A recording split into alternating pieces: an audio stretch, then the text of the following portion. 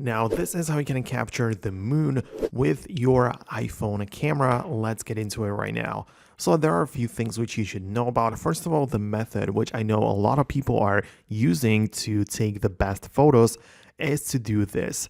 So you essentially switch to the video format and you need to set the video to 4K 60 FPS. Then you choose the telephoto lens and you're going to need to zoom in as far as possible. Then you can tap on the subject, which is, of course, going to be the moon. You're going to hold down on it, and then you just lock the focus. So when you hold down on the focus, it's going to be locked for it.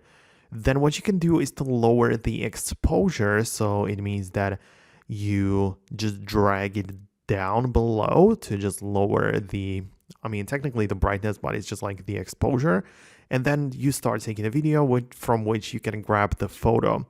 This is useful because this would ensure that the telephoto lens is actually being used when you're using or taking the moon photo, right?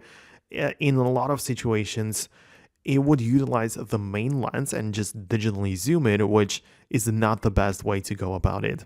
So this is a good thing to keep in mind because the iPhone cameras tend to override the telephoto lens so much that it's not even useful to have in a lot of cases. So this is the way which I would recommend you to just go about it. Go ahead and just try it out right now and then let me know below in the comments. I know a bunch of people who just get it to work this way and it's just much better. So yeah, let me know below if you managed to see some better results. For now, that's it for me. Hit the thumbs up if you liked the video and I'm going to see you in the next one.